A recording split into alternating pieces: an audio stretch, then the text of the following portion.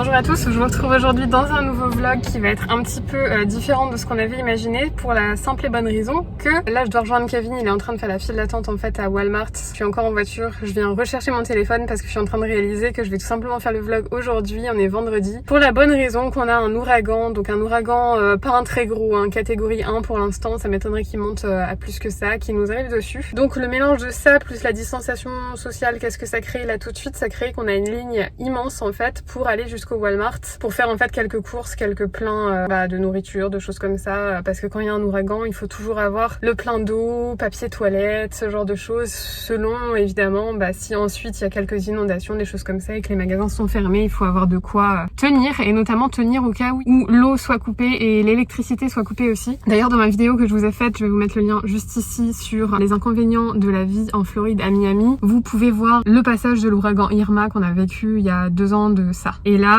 c'est parti pour un petit ouragan catégorie 1, mais ouragan quand même. On va aller donc faire quelques provisions, je vous emmène avec nous. Comme vous l'imaginez, nos plans d'aller à la plage à Marco Island ce week-end sont encore une fois tombés à l'eau. Et là faut que je trouve Kevin.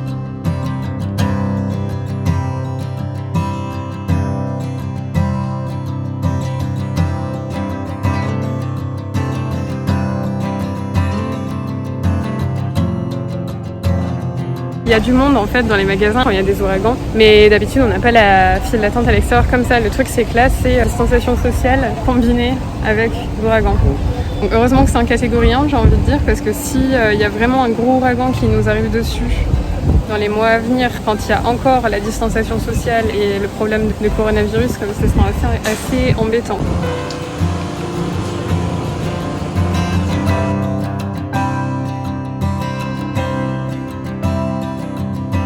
Tout a l'air quand même d'être bien stocké. C'est vrai que la dernière fois c'était pas forcément le cas, mais là ça l'est plus ou moins quand même. Voilà, toujours un trou dans les rayons d'entretien en rapport avec le coronavirus, mais ouais, je dis qu'il n'y a pas de vide, il y en a quand même un petit peu, mais il y a quand même ce qu'il faut. D'ailleurs il nous en faut des papiers essuie-tout là. Ouais, papier toilette c'est pareil, il en manque un petit peu, on voit que c'est pas complètement plein. Mais c'est clairement pas vide comme c'était du coup il y a 3 ans avec l'ouragan Irma. Il reste de l'eau en petite bouteille, mais il n'y a plus d'eau en gros bidon. Si là il y en a quelques-unes.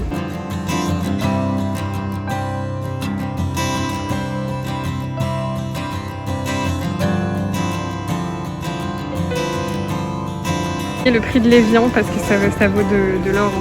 Le petit pack d'évian, $10. Le rayon soda.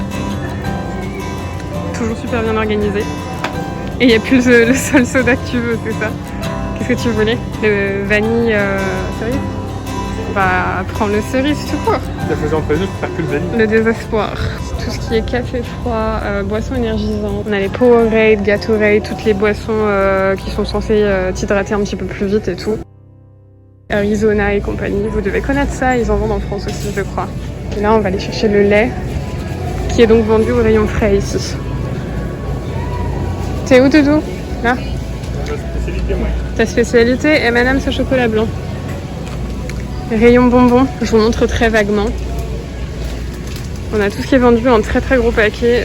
Je vous montre par rapport à ma main, c'est vraiment énorme. Là, c'est tout ce qui est chocolat avec les spécialités d'ici, Reese's, Hershey, qui sont pas des chocolats super bons, cela dit. Moi, c'est mon bon vieux chocolat Lindt que je prends, même ici. Et là, c'est les petits paquets format cinéma en fait. Je vous montre un exemple avec les Sour Patch. C'est vraiment des paquets, voilà. C'est le format qu'on vend au cinéma en fait. Ce qui est 98 centimes en magasin chaque. Au cinéma, on les vend $4. Tu fais une petite danse? Non. Non, tu veux pas faire petite danse, c'est mauvaise humeur. C'est pas une vraie petite danse, ça. Bon, d'accord.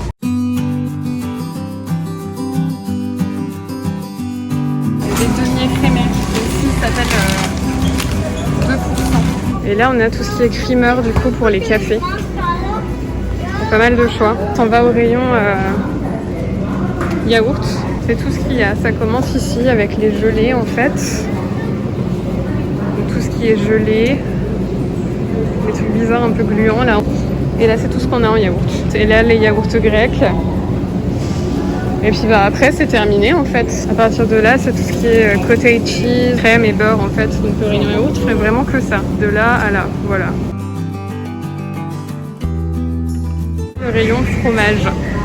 Qui a rien à envier à notre rayon de fromage français, n'est-ce pas?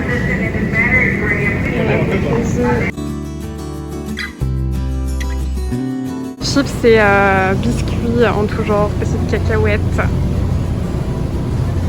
Mon riz qui se promène dans les rayons chips. On va en acheter un petit peu parce que au cas où on perd d'électricité, comme pendant le premier ouragan, ce qui ne devrait pas forcément se produire là, mais la dernière fois on s'était nourri pas mal de chips en vrai.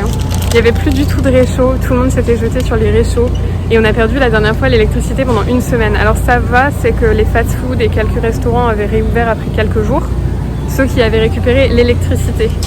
Et là du coup c'est vrai que les ouragans ça reste dans nos mémoires assez cauchemardesque en fait à cause du fait qu'on avait perdu l'électricité et pendant 2-3 jours quasiment tout était fermé autour de nous. Et on avait dû manger des chips et des morceaux de brioche pendant 2-3 jours parce que sans réchaud, même les rares boîtes de conserve qu'on avait réussi à avoir, parce que c'est pareil, les boîtes de conserve, il n'y en avait plus tellement, on pouvait rien faire chauffer en fait. Et tout ce qui était dans le frigo et le congélateur a été perdu.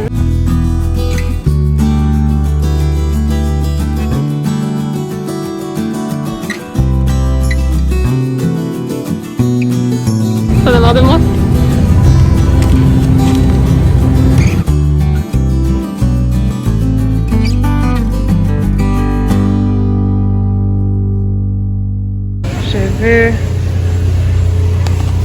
Rayon sauce barbecue en tout genre qui est vraiment très très fourni pour le coup là.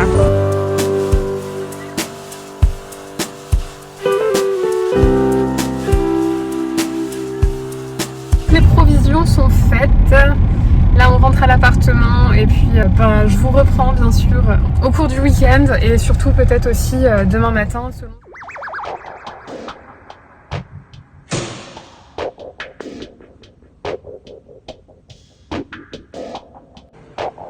Voilà, on se retrouve pour la préparation du premier ouragan de la saison à Miami. Donc regardez un peu comment on se prépare, ce que ça donne. Voilà, on a bâché tous les instruments.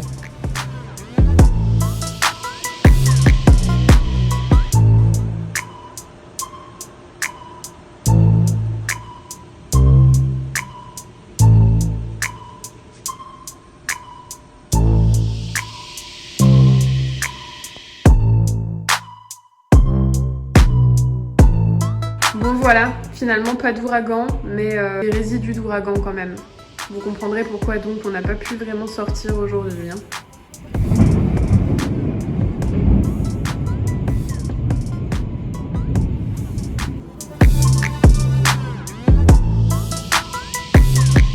J'étais complètement affalée il y a 2 secondes de ça, peu importe. Je sais pas du tout à quoi ressemble ce vlog, mais en fait on est déjà mardi et il va falloir que je le monte. Le temps est encore une fois tout gris et je vais quand même essayer de prendre mon ordinateur, de me poser sur ma petite terrasse sur mon balcon et de monter la vidéo sur la terrasse pour profiter un peu de l'air extérieur. Je sais pas si je peux vraiment appeler ça de l'air dans le sens où le taux d'humidité l'été en Floride est à entre 80 et 90% et quand tu es dehors tu as tout sauf l'impression de respirer.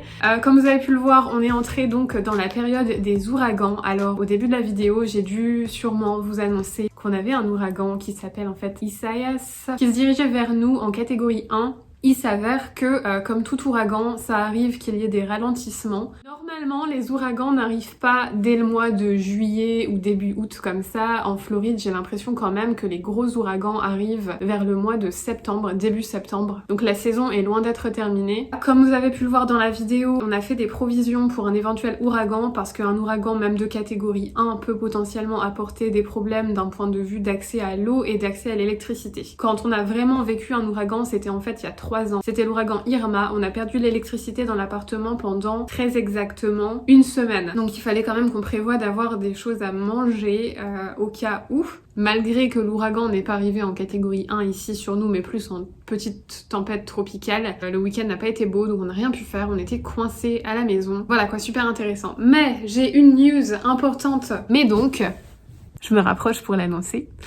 J'ai un nouveau travail. C'est dans le service client, cette fois plus téléphonique à partir d'un bureau en fait, et en lien en fait avec l'assurance. Donc je vais travailler dans le milieu du service client et de l'assurance, donc qui est un milieu, l'assurance que je ne connais pas plus que ça en tout cas, mais qui m'intéresse plutôt pas mal, donc ça va me permettre de développer de nouvelles compétences, et en ça c'est vraiment top. Je suis ravie, ça va être un nouveau commencement, une nouvelle carrière. J'ai averti ma chef du cinéma, à vrai dire hier, et j'ai prévenu que je pouvais encore les aider bien sûr si besoin, au début en tout cas, travailler potentiellement les week-ends, puisque le nouveau travail que j'ai est un travail de bureau du lundi au vendredi. En plus ça paye mieux, donc en ça c'est cool, parce que plus le salaire est élevé, plus on peut atteindre nos objectifs financiers, plus on peut investir, et plus mon budget que j'organise en fait chaque mois peut être respecté aussi, parce qu'on essaie, vous le savez très bien depuis si vous suivez mes vidéos tout le temps, on essaie de garder nos dépenses très basses et de pouvoir investir au maximum, en tout cas de pouvoir économiser au maximum. En tout cas, nouveau travail, nouvelle aventure bientôt qui va commencer. Ça ne veut donc pas encore dire que j'ai complètement quitté le cinéma, même si mon objectif à long terme c'est